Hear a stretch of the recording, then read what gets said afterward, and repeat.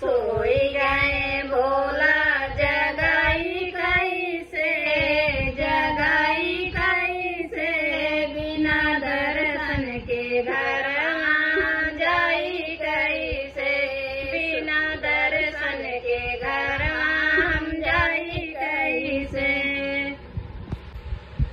भोला दुआरे के अंधा पुकारे, भोला दुआरे के अंधा पुकारे, अंधे को नैना दिलाई कैसे, दिलाई कैसे, बिना दर्शन के घर हम जाई कैसे, बिना दर्शन के घर हम जाई कैसे।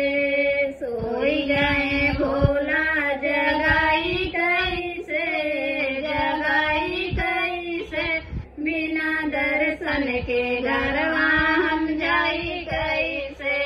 भोला दुआरे के कोड़ी पुकारे, भोला दुआरे के कोड़ी पुकारे, कोड़ी को पाया दिलाई कैसे, दिलाई कैसे, बिना दर्शन के घर हम जाई कैसे, बिना दर्शन के घर हम जाई कैसे। सोई गए भोला जगाई कैसे, जगाई कैसे, बिना दर्शन के घर हम जाई कैसे, बिना दर्शन के घर हम जाई कैसे। भोला दुआरे ते लंगड़ा पुकारे, भोला दुआरे ते लंगड़ा पुकारे, लंगड़े को पैर दिलाई कैसे, दिलाई कैसे, मेरा दर्शन के घर हम जाई कैसे, बिना दर्शन के घर हम जाई कैसे। सोई गए भोला जगाई कैसे, जगाई कैसे, बिना दर्शन के घर हम जाई कैसे, बिना दर्शन के घर हम जाई कैसे। भोला दुआरे के बाजिन पुकारे, भोला दुआरे के बाजिन पुकारे, बाजिन को लाल दिलाई कैसे, दिलाई कैसे, बिना दर्शन के घर हम जाई कैसे, बिना दर्शन के घर हम जाई कैसे।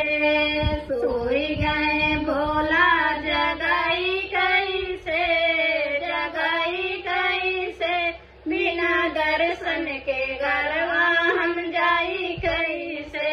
बिना दुआरे के बालक पुकारे, भोला दुआरे के बालक पुकारे, बालक को विद्या दिलाई कैसे, दिलाई कैसे, बिना दर्शन के घर हम जाई कैसे, बिना दर्शन के घर हम जाई कैसे।